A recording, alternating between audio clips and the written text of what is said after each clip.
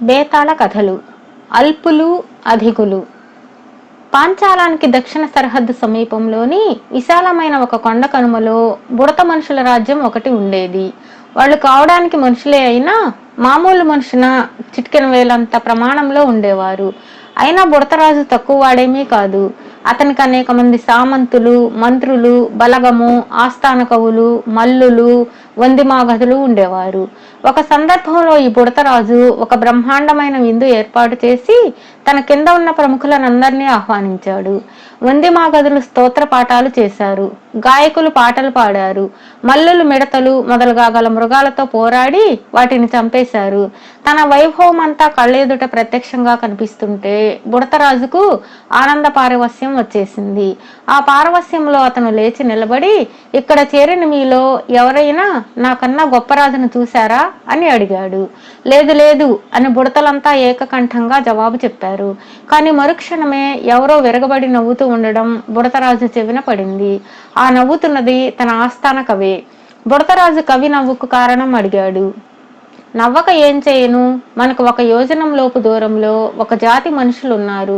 అలాంటి మనిషి గట్టిగా కాలితో నేలను తన్నాడంటే మనమంతా కుర్చీల మీద నుంచి కింద పడి భయంతో ప్రాణాలు విడిచేస్తాం అన్నాడు కవి. ఈ ద్రోహిని వెంటనే పట్టుకుని చీకటి కొట్టులో పెట్టండి అన్నాడు రాజు. మహారాజా, తొందరపడవద్దు.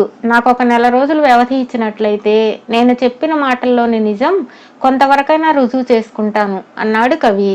సరే, వ్యవధి ఇస్తున్నాను. కానీ వ్యవధిలోపుగా నీ మాట రుజువు చేసుకోలేకపోతివా నీకు చీకటి కొట్టు తప్పదు మరి అన్నాడు బుడతరాజు. బుడత కవి ఇంటికి వెళ్ళి ప్రయాణ సన్నాహం అంతా చేసుకుని వెంటనే పాంచాల రాజధానికి బయలుదేరాడు. అతను ఎక్కడ ఆగకుండా వారం రోజులు ప్రయాణం చేసి రాజధానికి వచ్చి ద్వారపాలకుడి పాదాల దగ్గర నిలబడి గట్టిగా కేకలు పెట్టాడు. ద్వారపాలకుడి కిందికి చూసి తన మడమలంత ఎత్తున విచిత్ర ప్రాణిని చూసి మనిషేనని గుర్తించి ఆ సంగతి రాజుగారికి విన్నవించాడు. ఎవరో బుడత మనిషి వచ్చాడని విని పాంచాల రాజు, ఆ బుడత మన కుబ్జుడంత ఉంటాడా అని అడిగాడు. లేదు మహారాజా, ఈ బుడత మన కుబ్జుడి అరచేతి మీద హాయిగా నిలబడగలడు అన్నాడు ద్వారపాలకుడు. ఈ మాట విని రాజ్యసభలో వారంతా విరగబడి నవ్వారు. అంత బుల్లి మనిషిని కళ్ళారా చూడాలన్న ఉద్దేశంతో సభలోని వాళ్ళంతా ద్వారం వద్దకు పరిగెత్తి వచ్చి బుడత కవి చుట్టూ మూగారు. రాక్షస బాబుల్లారా, కొంచెం దూరంగా ఉండండి. మీ ఊపిరికి నేను నిలవలేకుండా ఉన్నాను. నేను మీ రాజుగారిని చూడవచ్చాను.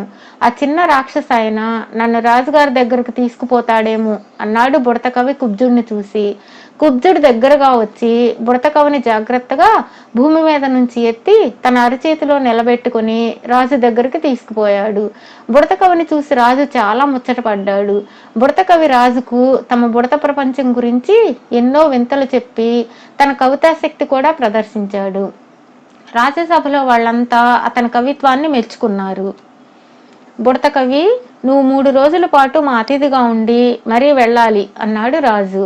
మహారాజా, మీ కుబ్జుని మాకు లోకానికి అతిథిగా పంపే పక్షంలో అలాగే మీ ఆతిథ్యం స్వీకరిస్తాను అన్నాడు బుడత కవి. రాజు సరే అన్నాడు. 3 రోజులు 3 యుగాలుగా గడిపి బుడత కవి కుబ్జుడిని వెంటబెట్టుకుని తమ లోకానికి బయలుదేరాడు. ఈసారి బుడత కవికి ప్రయాణం సుఖంగాను శీఘ్రంగాను సాగింది. ఎందుకంటే అతను కుబ్జుడి తలపాగాలో కూర్చొని దారి చెబుతూ వచ్చాడు. ఒక జాము లోపల వాళ్ళిద్దరూ బుడతలోకానికి చేరుకున్నారు. కుబ్జుడిని అంత దూరంలోనే చూసి అమ్మో రాక్షసి అంటూ బుడతల హాహాకారాలు చేశారు. బుడత కవి రాక్షసుడిని వెంట పెట్టుకొస్తున్నాడన్న వార్త బుడతరాజుకు చేరింది. రాజు బుడత కవిని పిలిపించి, ఎక్కడికి వెళ్ళి వచ్చావు? మనల్ని చంపుకు తినడానికి రాక్షసుడిని ఎవరినో వెంట పెట్టుకొచ్చావట, దేనికి అన్నాడు. అతను రాక్షసుడు ఎందుకైంది? మరగుజ్జు. అతని కన్నా 4 ఇంతలు ఎత్తుండే మనుషులున్నారు అన్నాడు బుడత కవి. బుడతరాజు కుబ్జుడి ఎత్తు లావు చూసి నిర్ఘాంతపోయాడు. ఇంతకన్నా కూడా పెద్ద మనుషులుంటారంటే ఆయనకు నమ్మకం కలగలేదు. అసలు మనుషులను చూడాలంటే మీరు ఈ కుబ్జుడుండే దేశానికి వెళ్ళిరండి అన్నాడు బుడత కవి. కొద్ది రోజులు పోయాక బుడతరాజు ఎవరితోనూ చెప్పకుండా మనుషులను చూద్దామనే ఉద్దేశంతో గుర్రాన్నెక్కి పాంచాల రాజధానికి బయలుదేరి వెళ్ళాడు.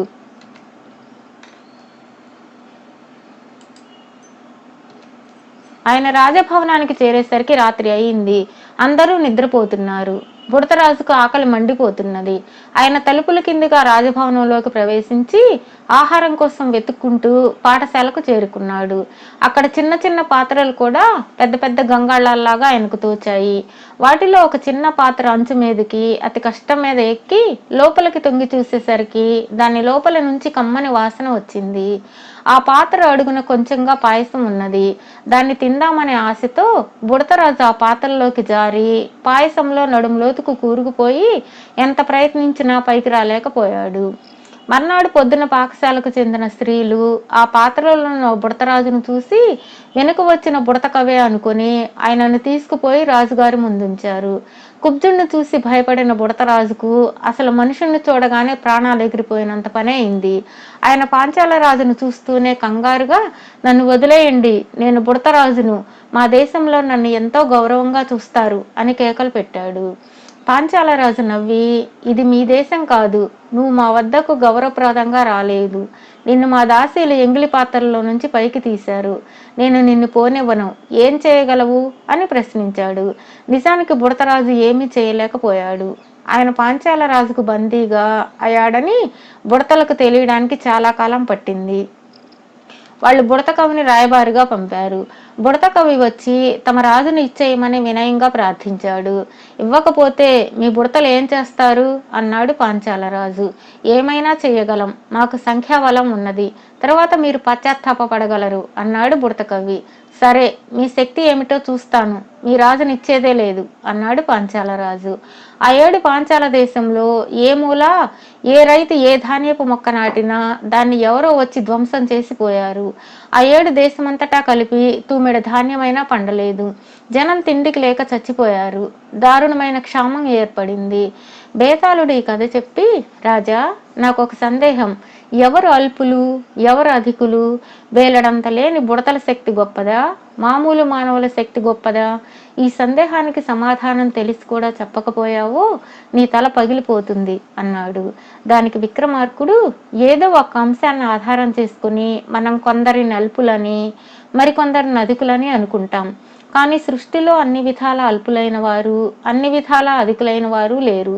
దేవతల చేత సైతం ఓడకుండా వరాలు పొందిన రావణుడు కోతుల చేతిలో సర్వనాశనం అయిపోలేదా? అధికుండని గర్వించిన వాడు ఆ గర్వంతోనే అల్పుడవుతాడు. అన్యాయానికి గురి అయిన అల్పుడు కూడా అధికుడైపోయి అపారమైన శక్తులు పొందగలడు అన్నాడు. రాజుకి ఈ విధంగా మౌనభంగం కలగగానే బేతాళుడు శవంతో సహా మాయమై తిరిగి చెట్టెక్కాడు.